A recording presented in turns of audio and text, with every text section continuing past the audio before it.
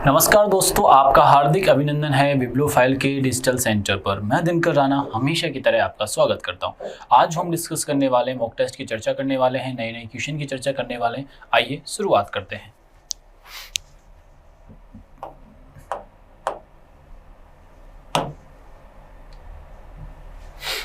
निम्नलिखित में से कौन संध्याकार नदी की संस्कृत की एक ऐतिहासिक कविता रामचरित का नामक है? मतलब किसने लिखी है संध्याकार, हमसे ये पूछा जा रहा है। किस राज्य में, किस राजकाल में ये लिखी गई है, ये हमसे पूछा जा रहा है। ठीक है ना। आइए बात करते हैं संध्याकार की। संध्याकार, ठीक है जी।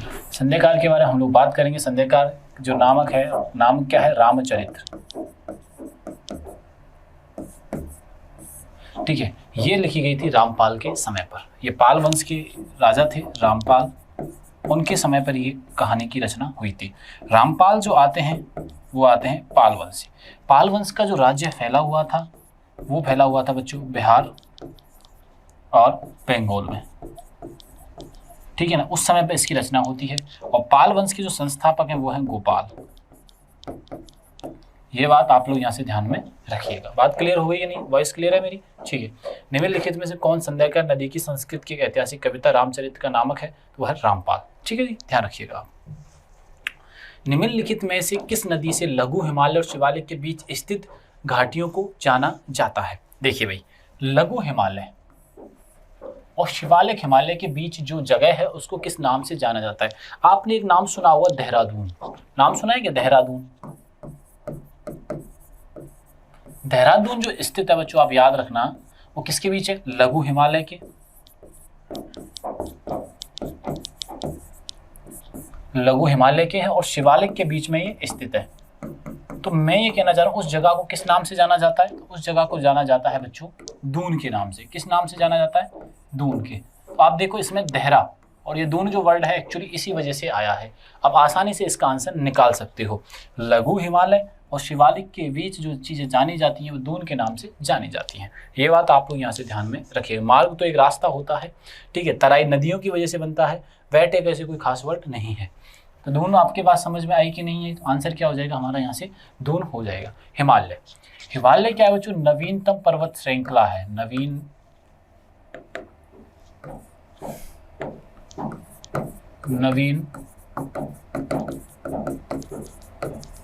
पर्वत श्रृंखला है। नवीन पर्वत श्रृंखला, ये बात आप लोग यहाँ से ध्यान में रखिएगा। नवीन पर्वत श्रृंखला है, क्यों है? ध्यान रखना, न्यूएस्ट माउंटेन रेंज है ये बात अपने को यहाँ से याद रखना है। ओल्डेस्ट क्यों है? ये क्योंकि सबसे बाद में इसका जन्म होता है, बाद में बनती है। ओल्डेस्ट कौन सी है? ओल्डेस्ट रेंज तो वो है बच्चों अरावली। ओल्डेस्ट रेंज कौन सी है? अरावली। हिमालय की सबसे ऊंची चोटी कौन सी है? तो वो है माउंट एवरेस्ट। कहाँ पे है ये? नेपाल में है। ठीक है। अरावली की सबसे ऊंची चोटी कौन सी है? गुरु शिखर। गुरु शिखर है, ये राजस्थान में है। ठीक है, ये बात आप लोग यहाँ से ध्यान में रखिएगा। चलो आगे बढ़ते हैं। निम्नलिखित में से किस तत्व का परमाणु क्रमांक 87 है? तो वो है फ्रांशियम का। ठीक है, परमाणु क्रमांक की बात की जाए, पिछले समय से लगातार ये क्वेश्चन आपके आ रहे हैं। परमाणु क्रमांक कौन सा पूछा जा रहा है? 87 फ्रांशियम का है बच्चों।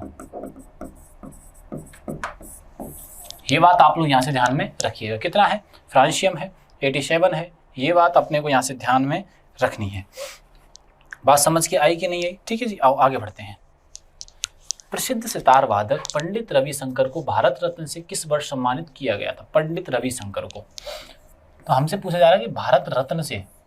भारत रत्न के बारे में जानते हैं पहले। तो भारत रत्न है भारत का सर्वोच्च पुरस्कार। भारत का सर्वोच्च पुरस्कार, हाईएस्ट सिविलियन पुरस्कार।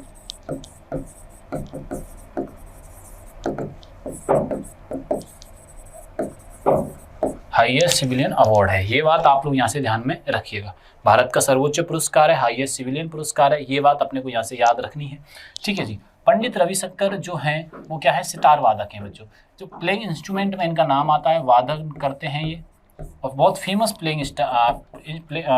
प्लेइंग इंस्ट्रूमेंट यानी वादक या वादन यंत्र को बजाते हैं, वाद्य यंत्रों को क्या करते हैं, बजाते हैं। प्लेइंग इंस्ट्रूमेंट बोले तो वाद्य यंत्र। बात समझ में आई कि नहीं आई, बात समझ में आई कि नहीं है, ध्यान रखिएगा। सितार वादक। अब पूछा जा रहा है 1999 में क्या मिला था, भारत रत्न इनको मिला था। ये बात आप लोग यहाँ से ध्यान में रखिएगा। कुछ मैं वादक के जो है वाद्य यंत्र जो बजाते हैं उनका नाम बताता हूँ। बांसुरी वादक में जो नाम आता है बच्चों याद रखिएगा, हरिप्रसाद चौरसिया, हरीश प्रसाद चौरसिया। ये बात आप लोग यहाँ से ध्यान में रखिएगा, हरिप्रसाद चौरसिया, ठीक है, बांसुरी वादक है। दूसरा पॉइंट चलते हैं अपन, ठीक है, बहुत फेमस तबला वादन में नाम बताता हूँ मैं आपको, बहुत फेमस है। तबला वादन में सबसे प्रमुख नाम है बिरजू महाराज और जाकिर हुसैन, ठीक है ना। ये बात आप लोग यहाँ से ध्यान में रखिएगा। चलो आगे बढ़ते हैं। कौन सा महासागर अंटार्कटिका महाद्वीप को घेरे हुए है, उत्तर और 60 डिग्री दक्षिण अक्षांश तक फैला हुआ है? तो दक्षिण महासागर है, दक्षिणी महासागर यानी साउथर्न ओशियन है। ये बात आप लोग यहाँ से ध्यान में रखिएगा। बात समझ में आई कि नहीं है? चलो आगे बढ़े बच्चों। चलो आइए, 9वीं और 10वीं पंचवर्षीय योजना के दौरान वास्तविक विकास दर क्रमशः कितनी थी? 9वीं और 10वीं की वास्तविक, एक तो एक्सपेक्टेड होती है, हम जब कोई भी प्लान करते हैं तो प्लान किस वजह से करते हैं कि भाई हम इतना अनुमानित चीज़ें बजट लेके चल रहे हैं, लेकिन वास्तविकता अलग ही निकलती है। ऐसे ही पंचवर्षीय योजना को लेकर पूछा जा रहा है। 5 ईयर प्लान, ठीक है ना, 5 ईयर प्लान जो पंचवर्षीय प्लान थे, भारत के प्रथम प्रधानमंत्री ने प्रारंभ किए थे। पंचवर्षीय योजना, ठीक है, पंचवर्षीय योजना किसके द्वारा प्रारंभ की गई थी? तो ये पंचवर्षीय योजना प्रारंभ जो की जाती है किसके द्वारा प्रारंभ की जाती है? तो आप याद रखिएगा, पंचवर्षीय योजना जो प्रारंभ की गई थी भारत के प्रधानमंत्री के द्वारा की गई थी। ये बात समझ में आई कि नहीं है? भारत के प्रधानमंत्री के द्वारा प्रारंभ की गई थी। जैसे मैं आपसे पूछूं कि पहली पंचवर्षीय योजना किस पे फोकस किया गया था, उद्देश्य किस चीज को डेवलप था? तो पहला जो किया गया था खेती यानी कृषि को डेवलप करना था। कृषि बोले तो एग्रीकल्चर को डेवलप करना था। सेकेंड 5 ईयर जो बनाया जाता है द्वितीय पंचवर्षीय योजना, द्वितीय पंचवर्षीय योजना का जो प्लान रहता है बच्चों, तो वो रहता है इंडस्ट्री को डेवलप करना, यानी कि उद्योगों को डेवलप करना। क्या बच्चों की इंडस्ट्री को डेवलप करना। तृतीय जो प्लान बनाया जाता है वो क्यों बनाया जाता है? तृतीय का ध्यान रखिएगा आप लोग, तृतीय पंचवर्षीय योजना में क्या रखा जाता है? एग्रीकल्चर प्लस इंडस्ट्री दोनों को ही शामिल कर लिया गया। ऐसे उद्देश्य, ऐसे एक्सपेक्टेड परसेंटेज रखा जाता है कि इस बार हम इतना उद्देश्य अपने ग्रोथ रेट का रखेंगे। तो अब जो रखा गया था 9वीं और 10वीं में, तो वो रखा गया था 5.4, वो मतलब रखा नहीं गया था, वास्तविकता हुई थी 7.6%। चाहो तो आप इसका स्क्रीनशॉट ले सकते हो। ये बात आप लोग यहाँ से ध्यान में रखिएगा भैया। बात समझ में आई कि नहीं आई? ठीक है ना। चलो आगे बढ़ते हैं, क्वेश्चनों को और जानने का प्रयास करते हैं। हम निम्न में कौन सा कथन सही है? सही कथन के बारे में हमसे पूछा जा रहा है। मतलब एक गलत हो सकता है, दोनों ही गलत हो सकते हैं, कोई भी सिचुएशन बनेगी। हवा की अधिक मात्रा में दहन पर लिथियम मुख्यतः ऑक्साइड बनाता है। बच्चों ये थोड़ा सा गड़बड़ है। कैसी गड़बड़ है कि हवा में अधिक मात्रा में दहन पर लिथियम मुख्यतः ऑक्साइड बनाता है। ये बात गड़बड़ नहीं, सही है। लिथियम ही तो बनेगा ऑक्साइड में, ठीक है, दूसरा सही है। दूसरा भी पढ़ लेते, क्षार धातु के सभी हैलाइडाइड उच्च गलनीय रंगीन क्रिस्टलीय तरल पदार्थ होते हैं। नहीं, सभी नहीं होते, सभी हैलाइडाइड नहीं, सभी क्षार धातुएं नहीं होती हैं।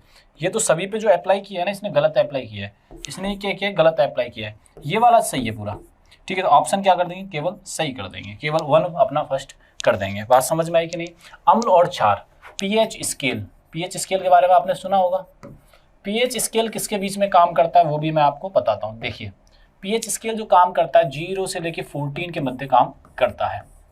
0 से लेकर 7 तक अम्लीय होता है और 7 से लेकर 14 तक क्षारीय होता है, ठीक है ना। ये बात ध्यान रखना। आपको कमेंट बॉक्स में बताना है कि जल का अम्लीय मान कितना होता है, क्षार जल का, दूध का और ब्लड का, इनका पीएच स्केल माप क्या होता है, ठीक है। ये बात ध्यान रखिएगा। एसिड और बेस। एसिड खट्टे होते हैं और क्षार कैसे होते हैं? चिकने होते हैं। ठीक है, आओ आगे बढ़ते हैं बच्चों। ठीक है, नीरद सी चौधरी की आत्मकथा का नाम क्या है? नीरद सी चौधरी की आत्मकथा का है the autobiography of an unknown Indian. इन्होंने जब ये 50 साल के थे तो इन्होंने अपने बारे में लिखना प्रारंभ किया। तो बुक का नाम क्या है? नीरज सी चौधरी का दी ऑटोबायोग्राफी और अननोन इंडियन। इन्होंने अपने बारे में लिखा जब ये 50 वर्ष के हो गए थे। इसमें आंसर हो गया क्लियरली? हाँ जी, चलो चलिए। भारत ने महिला क्रिकेट विश्व कप कितनी बार जीता है? बताइए आप। हाल ही में जीता है भारत ने, 2025 में ही जीता था वर्ल्ड कप। ठीक है, और टीम मुझे याद नहीं आ रही अभी। ऑस्ट्रेलिया को सेमीफाइनल में हराया था और न्यूजीलैंड को शायद फाइनल में मैच में हराया था, ध्यान रखना। ठीक है, भारत ने किसको हराया था? महिला। मेल का तो ध्यान रखना है, वुमेन का भी हमें याद रखना है। तो वुमेन वर्ल्ड कप भारत ने एक बार जीता है। वुमेन वर्ल्ड कप भारत ने एक बार जीता है। भारत ने एक बार जीता है, ये बात आप लोग यहाँ से ध्यान में रखिएगा। मेल टीम की बात की जाए अलग अलग सेगमेंट में, मेल ने 50 वाला वनडे वाला तो जीता है 2 बार और T20 जीता है बच्चों 3 बार, और जिसमें तो 24 और 26 का तो लगातार जीता भैया T20 में। ठीक है, चलो आगे बढ़ते हैं। दिल्ली सल्तनत में निम्नलिखित में से बंदगान के रूप में जाना जाता है। बंदगान किसको कहा जाता था? दिल्ली सल्तनत। दिल्ली सल्तनत का जो प्रारंभ होता है, दिल्ली सल्तनत जो प्रारंभ होती है वो होती है 1206 में। 1206 से लेके 1526 तक ये प्रारंभ होती है और इसको बारे में आप याद रखिए। एंड हो जाता है 1526 में। इसके लिए आपको एक ट्रिक याद रखनी है, गुलाब खिले तो सांस लो। ठीक है ना, तो गुलाब से याद रखोगे आप गुलाम वंश, खिले से याद रखोगे खिलजी वंश, तो से याद रखोगे तुगलक वंश, सांस से याद रखोगे सैयद वंश और लो से याद रखोगे लोधी वंश। तो पहला वंश रहता है गुलाम वंश, आखिरी रहता है लोधी वंश। ठीक है ना, ये बात आप लोग यहाँ से ध्यान में रखिएगा। यहाँ की जो ऑफिशियल लैंग्वेज होती है इस सल्तनत की होती है फारसी, पारसियन जिसको बोलते हैं, फारसी होती है। ठीक है ना। बंदगान किनको बोला जाता था? बंदगान बोला जाता था जो सैन्य संबंधी थे, सैन्य सेवाओं के लिए खरीदे गए खास गुलाम थे। ठीक है जी, याद रखिएगा आप लोग। भारतीय संविधान की कौन सी विशेषता जापान से संविधान से ली गई? देखो, भारत देश में अलग अलग चीजें लाई गई हैं, अलग अलग जगह से लाई गई हैं। ठीक है, तो ऐसे में जापान का अगर पूछ लिया जाए, जापान का कहाँ से आया? तो विधि द्वारा स्थापित प्रक्रिया, to procedure is established by law. तो ये कहाँ से ली गई बच्चों? जापान से ली गई है। ये बात आप लोग यहाँ से ध्यान में रखिएगा। याद रखनी है कि नहीं रखनी है? ये बात आप लोग यहाँ से ध्यान में रखिएगा भैया। चलो आगे बढ़ते हैं। आओ, ये क्वेश्चन रिपीट क्वेश्चन है, बहुत बार एग्जाम में पूछा गया है। निम्नलिखित में से किसका रासायनिक नाम सोडियम हाइड्रोजन कार्बोनेट है? तो वो है बेकिंग सोडा का। किसका है? बेकिंग सोडा का है। ये बात आप लोग यहाँ से ध्यान में रखिएगा। कॉनिफर, साइकेड और जिनके पौधों निम्नलिखित में, जिनकंको पौधे निम्नलिखित किस पादप समूह से संबंधित हैं? ये हमसे पूछा, ब्रायोफाइटा, टेरिडोफाइटा, आवृत बीजी या अनावृत बीजी। तो ये है जिम्नोस्पर्म से संबंधित है। किससे संबंधित है बच्चों? जिम्नोस्पर्म से संबंधित है। ये बात आप लोग यहाँ से ध्यान में रखना। इस टाइप की जो कॉनिफर रहा,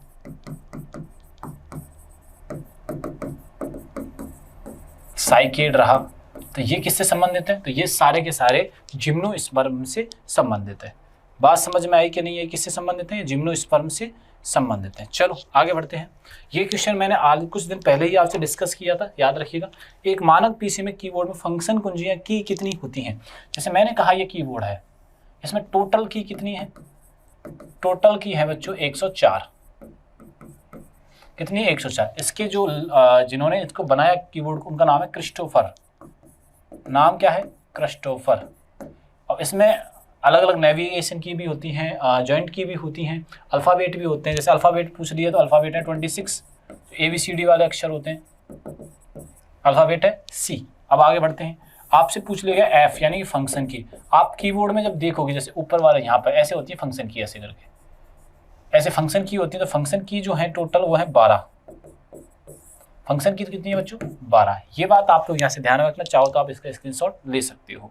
और कीबोर्ड के अलावा एक और क्या होता है बच्चों, माउस की किसने की थी, डगलस ने उसकी खोज की थी बच्चों। ये बात आप लोग यहाँ से ध्यान में याद रखिएगा। आ जाइए आप और गहन चर्चा करते हैं।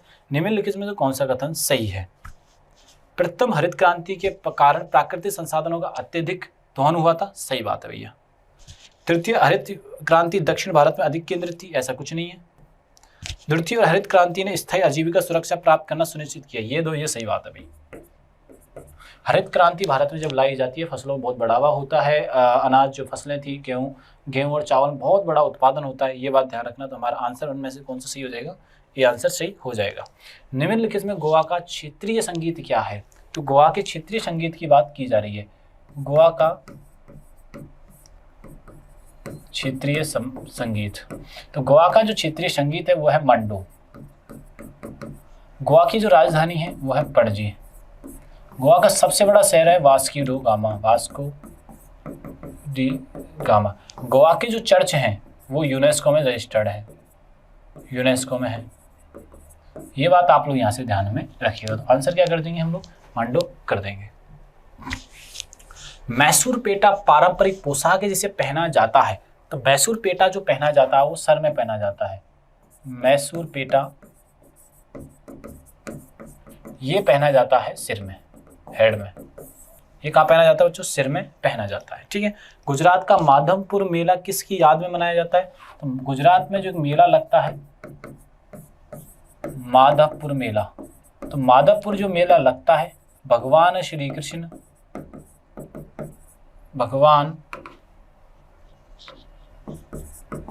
कृष्ण और रुक्मणी की याद में लगता है। ये बात आप लोग यहां से ध्यान में रखिएगा। एमनेस्टी इंटरनेशनल निम्नलिखित में किससे संबंधित है? तो एमनेस्टी इंटरनेशनल संबंधित है वो मानव अधिकार यानी ह्यूमन राइट से संबंधित है। स्वतंत्रता के बाद जीडीपी में कृषि क्षेत्र के संगठन और रोजगार के संबंध से निम्नलिखित में से कौन सा कथन सही है? जीडीपी में रोजगार के अनुपात में उल्लेखनीय गिरावट आई है लेकिन कृषि क्षेत्र की भागीदारी कमी नहीं आई है। ये तो गलत है भाई। जीडीपी में कृषि क्षेत्र और रोजगार दोनों के अनुपात में उल्लेखनीय वृद्धि हुई है। जीडीपी में वृद्धि पहले पढ़ते हैं फिर एनालिसिस कर लेंगे।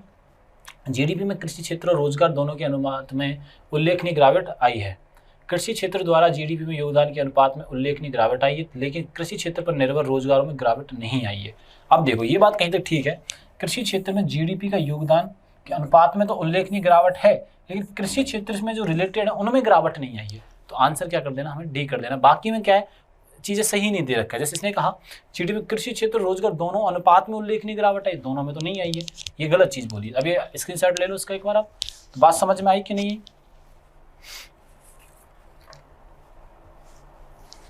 ठीक है ना, चलो भाई अब इसको भी ढंग से पढ़ लीजिएगा आप। आजीविकों के संदर्भ में निम्नलिखित कथनों पर विचार कीजिए। मखली कौसाल एक संप्रदाय के प्रमुख शिक्षक थे, बिल्कुल सही बात है।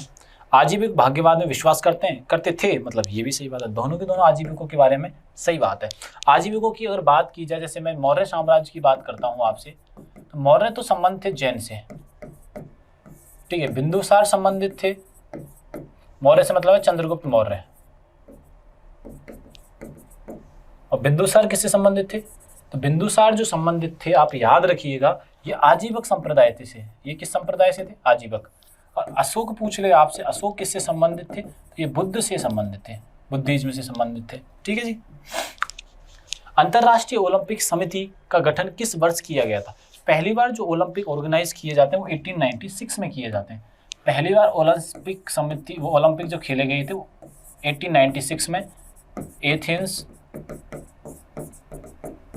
ग्रीस में खेले गए थे। लेकिन जो संस्था बनती है वो बनी थी 1894 में, अंतरराष्ट्रीय ओलंपिक संघ। अंतरराष्ट्रीय ओलंपिक संघ 1894 में इसका गठन होता है। और पहली बार जो ओलंपिक हुए थे 1896 में हुए थे और दूसरे हुए थे फ्रांस में 1900 में। 2024 के जो ओलंपिक हुए थे वो भी कहाँ हुए थे? फ्रांस में ही संपन्न हुए थे। नेक्स्ट ओलंपिक कहाँ होंगे? 2028 में होंगे और ये होंगे एलए में, लॉस एंजलिस अमेरिका में। एलए में होंगे और एलए कहाँ पर है? अमेरिका में। 2032 के ओलंपिक होंगे ब्रिस्बेन ऑस्ट्रेलिया में।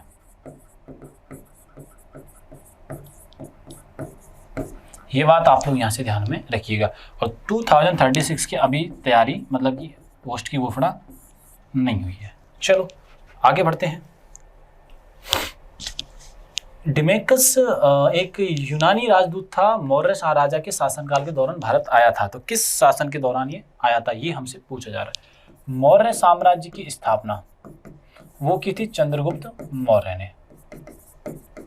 किसको हराकर की थी? नंद वंश के घनानंद को हराकर। इनके जो गुरु का नाम क्या था? वो था चाणक्य। चाणक्य को किसके नाम से जाना जाता था? तो उन्हें विष्णुगुप्त के नाम से जाना जाता था, ठीक है ना। और जाना जाता था कौटिल्य के नाम से। किसके नाम से जाना जाता? कौटिल्य। इनकी किताब का क्या नाम था? यह आपको बताना है तो मैं ही बता देता हूँ, अर्थशास्त्र। ये बात ध्यान रखना। चंद्रगुप्त के बाद इनका बेटा राजा बनता है, यानी कि बिंदुसार। और बिंदुसार के समय पर था डिमेकस। और बिंदुसार का बेटा बनता है अशोक। वैसे फेवरेट बेटा तो था सुसीम, लेकिन राजा कौन बनता है? अशोक बनता है। तो ये स्क्रीनशॉट ले लो, आपको समझ आ जाएगी चीजें सारी की सारी, ठीक है, बिंदुसार के समय पर। ठीक है जी, आओ आगे बढ़ते हैं। किस कोशिका अंग को छोटे गोलाकार कोशिकांग के रूप में परिभाषित किया गया है जो हाइड्रोजन पेरोक्साइड का उत्पादन करने के लिए ऑक्सीजन अभिक्रिया से गुजरता है? तो वो होता है पैरेक्सिसोम। ये डायरेक्ट आप इसका आंसर याद रख लीजिए। वे जीव जिनमें निश्चित केंद्र के अंगक नहीं होते उन्हें जग में वर्गीकृत किया जाता है। किस जगत में है? ये गलत लिख रखा है 50 वाला, ये बात ध्यान रखना। जगत ही है, ये पूछा जा रहा है जगत में है, तो वो है बच्चों मोनेरा। क्या है? मोनेरा। ये बात आप लोग यहाँ से ध्यान में रखिएगा। इस शानदार वीडियो के लिए आप जल्दी से जल्दी सब्सक्राइब कर दीजिए। ये सभी जानकारी आपको टेलीग्राम व्हाट्सएप चैनल पर मिल जाएगी। तब तक के लिए थैंक यू, धन्यवाद।